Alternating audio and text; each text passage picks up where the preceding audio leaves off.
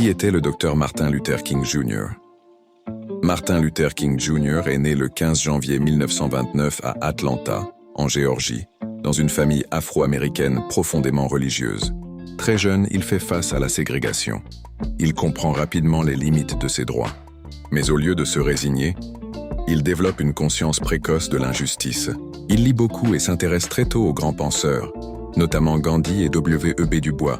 Ses études, l'intelligence au service du changement. Martin Luther King Jr. entre à l'université à seulement 15 ans.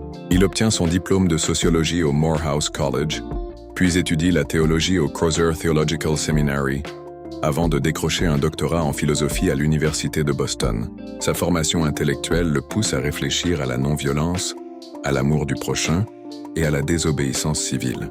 Son idéologie, la non-violence comme arme de justice influencée par Mahatma Gandhi, Dr. King prône la résistance non-violente face à l'oppression. Pour lui, le changement doit passer par l'amour, la dignité et la justice, jamais par la haine.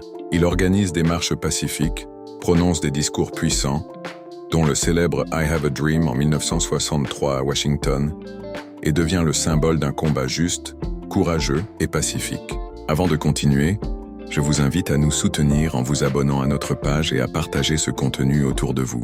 Car il y a des récits oubliés, des héros effacés et des voix qui méritent encore d'être entendues.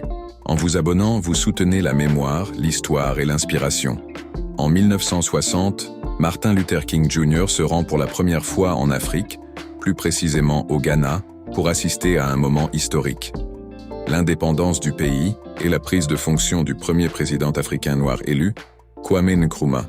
King voit dans l'indépendance du Ghana un symbole puissant, celui de la libération des peuples opprimés. Ce voyage n'est pas qu'un déplacement géographique.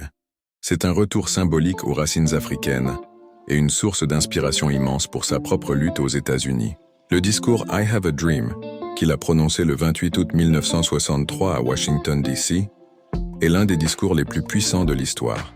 Il symbolise l'espoir, l'égalité et la justice pour tous, au cœur de la lutte pour les droits civiques aux États-Unis.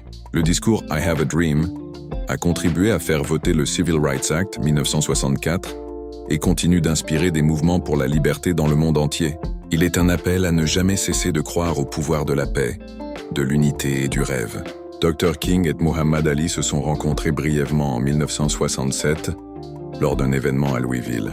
La photo qui les montre ensemble souriant est devenue une image puissante de solidarité entre deux figures historiques. En 1967, quand Ali refuse de servir dans l'armée, il a reçu le soutien public de Dr. King. Le 4 avril 1968, à Memphis au Tennessee, il est touché